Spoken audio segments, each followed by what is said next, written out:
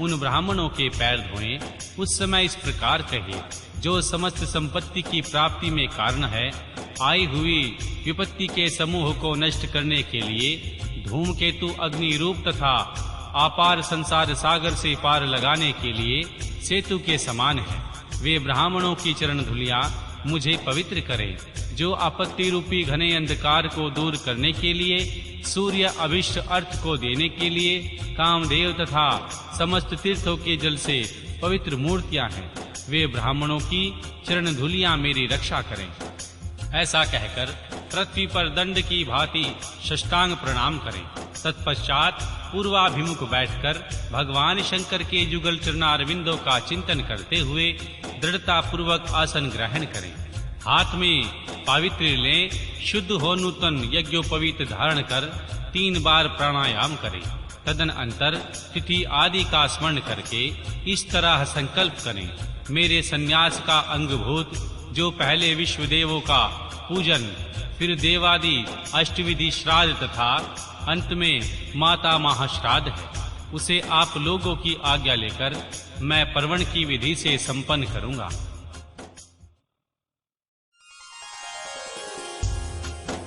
अध्याय 17 बंधन और मोक्ष का विचेचन, शिव पूजा का उपदेश, लिंग आदि में शिव पूजन का विधान, भस्म के स्वरूप का निरूपण और महत्व, भगवान शिव एवं गुरु शब्द की उत्पत्ति तथा भगवान शिव के भस्म धारण का रहस्य। ऋषि बोले, सर्वज्ञों में श्रेष्ठ महर्षि सूत जी, बंधन और मोक्ष का स्वरूप क्या है, यह हमें बताइए। श्री सूत जी ने कहा, महर्षियों, मैं बंधन और मोक्ष का स्वरूप तथा मोक्ष के उपाय का वर्णन करूंगा, तुम लोग आदर पूर्वक सुनो। जो प्रकृति 8 बंधनों से बंधा हुआ है, वह जीव बद्ध कहलाता है, और जो उन 8 बंधनों से छूटा हुआ है, उसे मुक्त कहते हैं। प्रकृति आदि को वश में कर लेना मोक्ष कहलाता है। बंधन आगंतुक है और मोक्ष स्वतः सिद्ध है। बद्ध जीव जब बंधन से मुक्त हो जाता है, तब उसे मुक्त जीव कहते हैं। प्रकृति, बुद्धि, महत्व, त्रिगुणा आत्मक अहंकार और 5 तन्मात्राएं, इन्हें ज्ञानी पुरुष प्रकृत्यघष्टक मानते हैं। प्रकृति आदि आत्म तत्वों के समूह से देह की उत्पत्ति हुई है। देह से कर्म उत्पन्न होता है और फिर कर्म से नूतन देह की उत्पत्ति होती है। इस प्रकार बारंबार जन्म और कर्म होते रहते हैं। शरीर को स्थूल, सूक्ष्म और कारण के भेद से 3 प्रकार से जानना चाहिए। स्थूल शरीर जागृत अवस्था में व्यापार करने वाला, सूक्ष्म शरीर जागृत और स्वप्न अवस्थाओं में इंद्रियों भोग प्रदान करने वाला, तथा कारण शरीर सुषुप्त अवस्था में आत्मानंद की अनुभूति करने वाला कहा गया है। जीव को उनके प्रारब्ध कर्मा अनुसार सुख दुख प्राप्त होते हैं। वह अपने पुण्य कर्मों के फल स्वरूप और पाप कर्मों के फल स्वरूप दुख का उपभोग करता है। अतः कर्म पास से बंधा हुआ जीव अपने त्रिविध शरीर से होने वाले शुभाशुभ कर्मों द्वारा सदा चक्र की भांति बारंबार घुमाया जाता है। इस चक्रवत भ्रमण की निवृत्ति के लिए चक्रकर्ता का स्तवन एवं आराधन करना चाहिए। प्रकृति आदि जो 8 यश बताए गए हैं, उनका समुदाय ही महाचक्र है, और जो प्रकृति से परे है, वे परमात्मा शिव हैं। भगवान महेश्वर ही प्रकृति आदि महाचक्र के कर्ता हैं, क्योंकि वे प्रकृति से परे हैं। जैसे बकायन नामक वृक्ष का थाला जल को पीता और उगाता है, उसी प्रकार भगवान शिव प्रकृति आदि को अपने वश में करके उसके ऊपर शासन करते हैं। उन्होंने सबको वश में कर लिया है, इसलिए वे शिव कहे गए हैं। भगवान शिव ही सर्वज्ञ, परिपूर्ण तथा निष्प्रह हैं। सर्वज्ञता, तृप्ति, अनादि बोध, स्वतंत्रता, नित्य अलुप्त शक्ति से संयुक्त होना और उनके भीतर अनंत शक्तियों को धारण करना, महेश्वर के इन 6 प्रकार के मानसिक ऐश्वर्यों को केवल वेद जानता है। अतः भगवान शिव के अनुग्रह से ही प्रकृति आदि 8 तत्व वश में होते हैं। भगवान शिव का कृपा प्रसाद प्राप्त करने के लिए उन्हीं का पूजन करना चाहिए। यदि कहें तो भगवान परिपूर्ण है, निष्प्रह है, उनकी पूजा कैसे हो सकती है?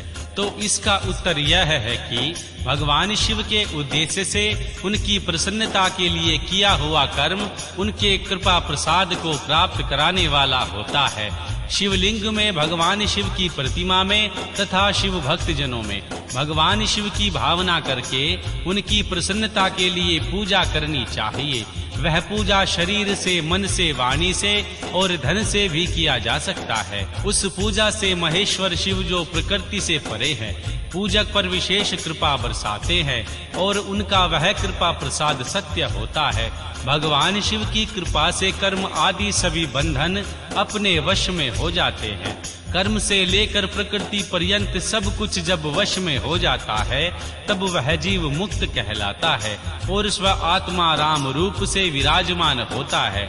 परमेश्वर भगवान शिव की कृपा से जब कर्म जनित शरीर अपने वश में हो जाता है, जब भगवान शिव के लोक में निवास का सौभाग्य प्राप्त होता है, उसी को सालोक्य मुक्ति कहते हैं। जब तन्य मात्राएं वश में हो जाती हैं, तब जीव जगदम्बिका सहित शिव का सामीप्य प्राप्त कर लेता है। यह सामीप्य मुक्ति है। उनके आयुध आदि और क्रिया आदि सब कुछ भगवान शिव के समान हो जाते हैं। भगवान का महाप्रसाद प्राप्त होने पर बुद्धि भी वश में हो जाती है।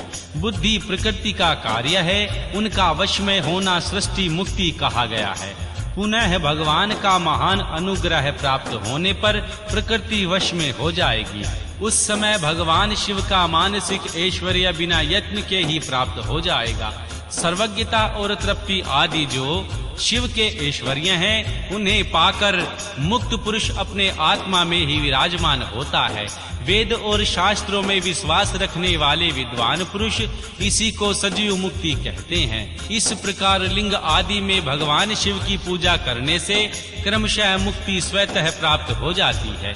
इसीलिए शिव का कृपा प्रसाद प्राप्त करने के लिए तत्व संबंधी क्रिया आदि के द्वारा उन्हीं का पूजन करना चाहिए।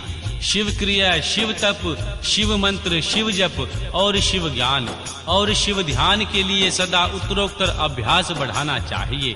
प्रतिदिन प्रातः काल से रात को सोते समय तक और जन्म काल से लेकर मृत्यु पर्यंत सारा समय भगवान शिव के चिंतन में ही बिताना चाहिए। सजो जाति मंत्रों तथा नाना प्रकार के पुष्पों से जो भगवान शिव की पूजा करता है, वह भगवान शिव को ही प्राप्त हो जाता है। ऋषि बोले, उत्तम व्रत का पालन करने वाले महर्षि सूत जी, लिंग आदि में भगवान शिव की पूजा का क्या विधान है, यह हमें बताइए। श्री सूत जी ने कहा, विजो, मैं लिंगों के क्रम का यथावत वर्णन कर रहा हूँ, तुम सब लोग ध्यान पूर्वक सुनो। यह प्रणव ही समस्त अभिष्ट वस्तुओं को देने वाला प्रथम लिंग है। उसे सूक्ष्म प्रणव रूप समझो। सूक्ष्म लिंग निष्कल होता है और स्थूल लिंग सकल। पंचाक्षर मंत्र को ही स्थूल लिंग कहते हैं। उन दोनों प्रकार के लिंगों का पूजन तप कहलाता है। दोनों ही लिंग साक्षात मोक्ष देने वाले हैं। पुरुष लिंग और प्रकृति लिंग, लिंग के रूप में बहुत से लिंग हैं। उन्होंने भगवान शिव ही विस्तार पूर्वक बता सकते हैं, दूसरा कोई नहीं जानता। पृथ्वी के विकार भूत जो ज्ञात लिंग हैं, उन सबको मैं तुम्हें बता रहा हूँ। उनमें स्वयं भूलिंग प्रथम है, दूसरा बिंदु लिंग और तीसरा प्रतिष्ठित लिंग, चौथा चरलिंग और पांचवा गुरुलिंग है। देव ऋषियों की तपस्या से संतुष्ट हो उनके समीप प्रकट होने के लिए पृथ्वी के अंतर्गत बीज रूप से व्यक्त हुए भगवान शिव वृक्षों के अंकुर की भांति भूमि को भेद कर नादलिंग के रूप में व्यक्त हो जाते हैं। वे स्वतः व्यक्त हुए भगवान शिव ही स्वयं प्रकट होने के कारण स्वयंभू नाम धारण करते हैं। ज्ञानी जन उन्हें स्वयंभू लिंग के रूप में जानते हैं। उस स्वयंभू लिंग की पूजा से उपासक का ज्ञान स्वयं ही बढ़ने लगता है। सोने चांदी आदि के पत्र पर, भूमि पर अथवा वेदी पर अपने हाथ से लिखित जो शुद्ध प्रणव मंत्र रूप लिंग है, उसमें तथा मंत्री लिंग का आलेखन करके उसे भगवान शिव की प्रतिष्ठा और आवाहन करे। ऐसा बिंदुमय लिंग स्थावर और जगम दोनों ही प्रकार का होता है। इसे भगवान शिव का दर्शन भावना में ही है, ऐसा निसंदेह कहा जा सकता है। जिसको जहां भगवान शंकर के प्रकट होने का विश्वास हो, उसके लिए वहीं प्रकट होकर वे